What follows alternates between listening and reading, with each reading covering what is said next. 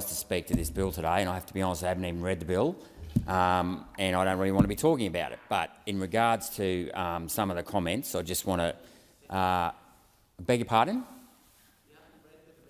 Order, senators. Yeah, sorry, can you not interject, please? Like, you know, do you mind? This is a chamber. There's rules and things.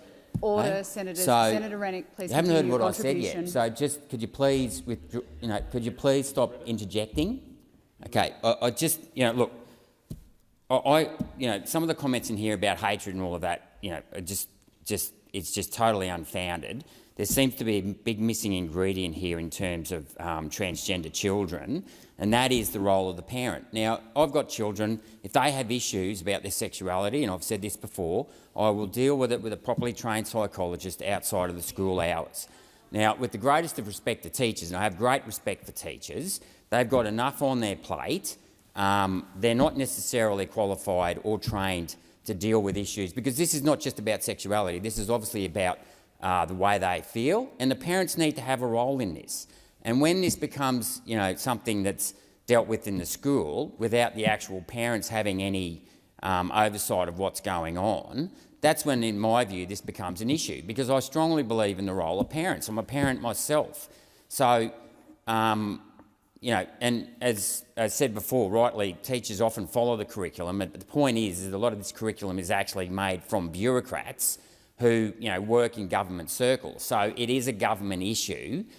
Personally, I'd be much happier if teachers didn't have the bureaucrats in the curriculum telling them what to do, and let teachers actually deal with the students, because they are the ones who know how to deal with the students the best. They know the student, they'll know the parent, and I'd rather keep the bureaucrats in the curriculum right out of it altogether, which is why I think. And I accept the comments over there before, because teachers are told to follow the curriculum, and I don't like that. I think, because most teachers I know genuinely have the interests of the child at heart, but I believe that education is a three-way thing. It's between the teacher, the parent and the child, and it's very important that the parent has interaction with the teacher as well as the children, so that parents know what's going on. Just in reply to one of those other comments that we have to teach them climate science, I disagree with that remark as well. We have to teach them science, and that involves all aspects of science, including mathematics, which underpins a lot of science. So to say that we teach them climate science when most of it's actually based on modelling and not based on the traditional methods of cause and effect and demonstrating cause and effect and quantifying cause and effect, I know myself when I've had to, dig out my textbooks, my own school textbooks, when dealing with climate science. It's actually, the science of heat is actually called thermodynamics. You deal with quantum mechanics with the photons, which comes from the sun. So to teach them all about climate science and how the world's going to suddenly, overheat by 2 degrees in the next 10 years without actually teaching them the foundations of basic science, of basic mathematics, etc., is a very dangerous thing. So that's why we've got to come back to basics, and I'm not having a go, maybe that's in the curriculum, I haven't read it. And I'll just touch on one other thing.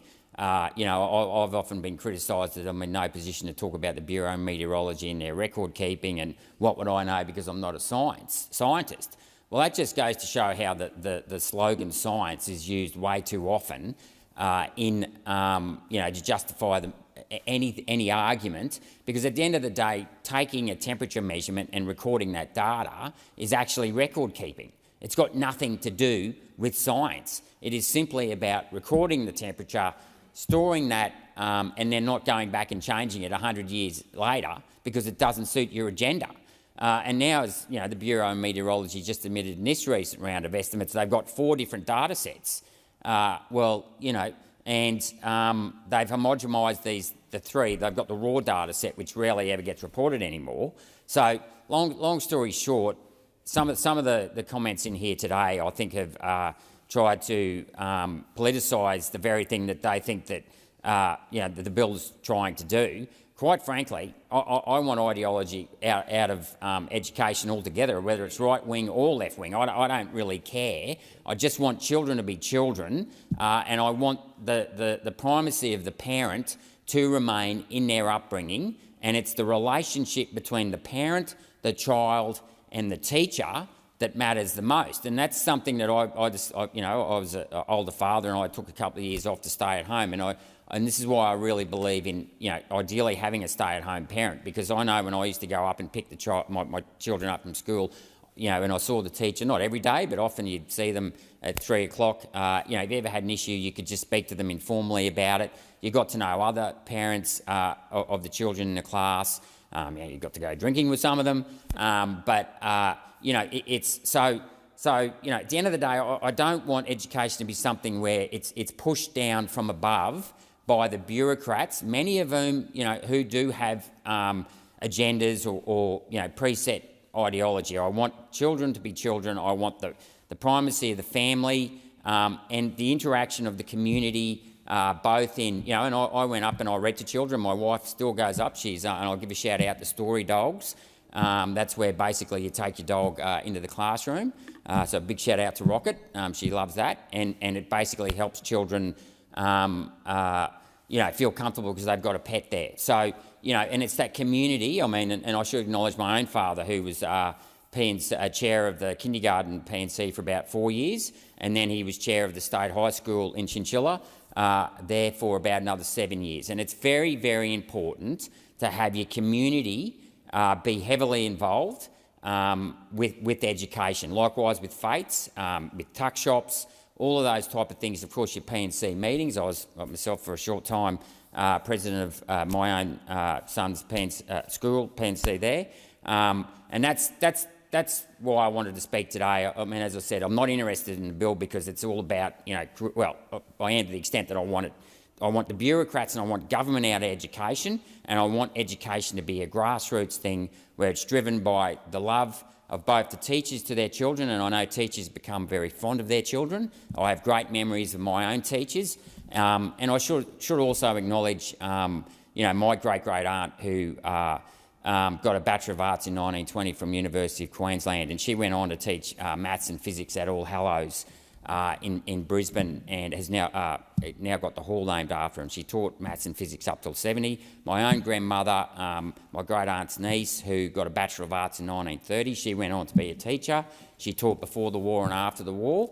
And, of course, my own aunt, who also was a teacher, became a librarian. And unbeknownst to me, when I went to University of Queensland, I was actually a fourth-generation graduate of University of Queensland, and it's only realised later on that they were all women above me who got a degree, and unlike my grandfather who topped maths in the public service exam in New South Wales in 1911, he went back to be a farmer. So I'll just throw that in. So education is very important, but it has to be driven by individual needs of the students, and I think that's what matters. So the sentiment of the bill that I just want government out of our everyday lives, and I want family and communities and grassroots measures to look after our children, because every child is precious and every child is an individual.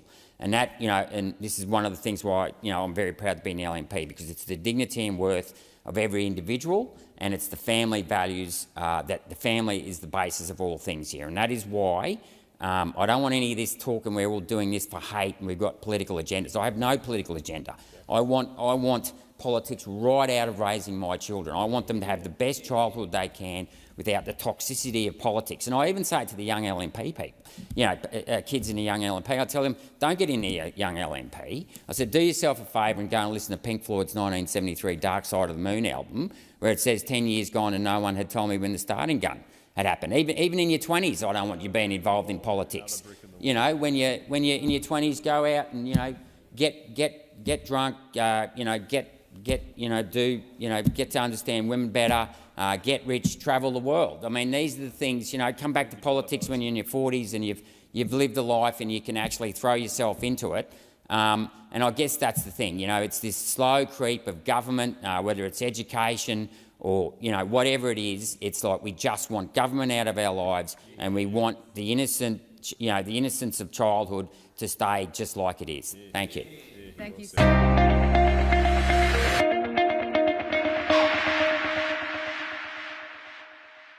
Authorised G. Rennick, LNP Chermside.